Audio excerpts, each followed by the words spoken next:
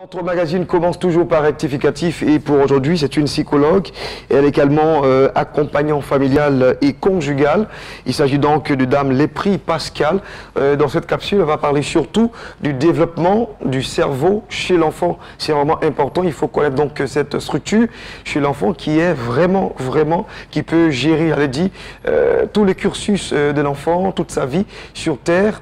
Et c'est à partir de là que la boîte noire, tout ce que l'enfant enregistre. Allez, suivez donc l'experte.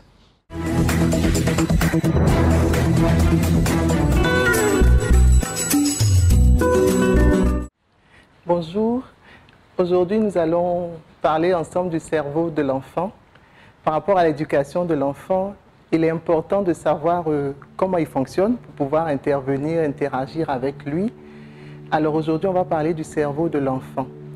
Le cerveau de l'enfant, en fait, comme le cerveau de nous tous d'ailleurs, est composé de 3 parties.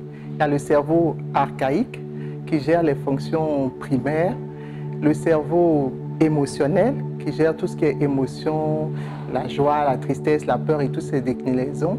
Et puis, il y a le cerveau préfrontal. Justement, au niveau de l'enfant, les 2 premières couches, on va dire ça comme ça, sont déjà là, mais le cerveau préfrontal est carrément pas développé, il ne fonctionne pas, on va dire ça comme ça. Donc le cerveau de l'enfant est immature.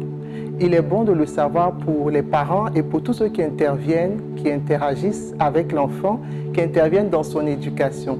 Parce que le sachant, il y a des choses qu'on ne va pas demander à l'enfant de faire parce qu'il n'en sera pas capable. Quand on parle par exemple des émotions, un enfant qui a peur, c'est un enfant qui a une grosse peur.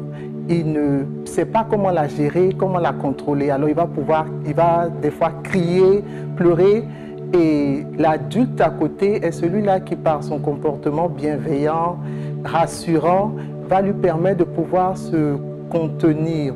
Il ne peut pas, en tout cas pour le plus petit enfant, se contrôler à cette phase. Il faut que nous, les adultes, nous le sachions pour pouvoir l'aider à progresser. Et c'est la bienveillance de l'adulte, les parents d'abord et tous les adultes qui interviennent, qui vont l'aider, qui vont aider son cerveau à maturer au fil du temps. C'est petit à petit que le cerveau préfrontal va pouvoir se développer. C'est comme ça que nous, par exemple, adultes, devant la peur ou devant une situation, on peut prendre de la hauteur, on peut prendre du recul et puis pouvoir réagir. Mais l'enfant, il réagit de manière spontanée parce que c'est son cerveau archaïque et son cerveau émotionnel essentiellement jusqu'autour de 7 ans qui dicte, on va dire, son comportement, qui dicte son attitude. Et nous, ici, comme on est dans le cadre chrétien, nous, on a l'exemple parfait de Dieu, notre Père. Sa bienveillance ne dépend pas de la situation dans laquelle on se trouve, de ce qu'on a fait ou n'a pas fait, de ce qu'on est capable de faire ou pas. Sa bienveillance est là, disponible pour nous, c'est ce qui nous rassure, c'est ce qui nous permet d'avancer. Il faut que ce soit pareil pour nous, parents humains, avec nos enfants, que notre bienveillance les rassure, que notre attitude les rassure.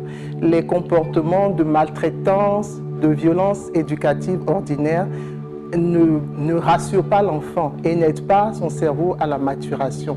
Alors que c'est justement avec tout cet accompagnement que l'enfant pourra, au fil du temps, au fil des années, au fil de son développement, pouvoir demain être un adulte mature. Quelqu'un qui sera capable demain de contrôler, de gérer ses émotions, d'avoir des relations empathiques avec son environnement, parce que dès la base, il aurait été accompagné comme il se doit, comme cela doit se faire de manière consciente. Donc cela commence d'abord dans la famille. Bien sûr, il faut que les parents, l'adulte qui l'accompagne lui aussi soit serein, soit un adulte qui rassure, soit un adulte qui n'est pas trop stressé parce que plus l'adulte est stressé, plus il stresse l'enfant, plus il lui met des pressions, plus il lui met des barrières que l'enfant ne peut pas contenir, ne peut pas soutenir à son âge. Pareil pour les nounous, les personnes qui éduquent, les enseignants, toutes les personnes qui agissent, qui interviennent avec l'enfant. Les études même ont démontré que l'enfant qui a été accompagné de manière bienveillante, lui étant devenu adulte, va faire pareil. Mais les enfants qui ont suivi beaucoup de maltraitance ont des soucis au niveau de leur développement. Et ceci est dû simplement au fait qu'il n'ait pas été accompagné comme cela se doit. Voici un peu ce qu'on peut dire ramassé et résumé concernant le cerveau, le développement de l'enfant et son cerveau. Cela se fait vraiment progressivement, étape par étape. Je vous remercie.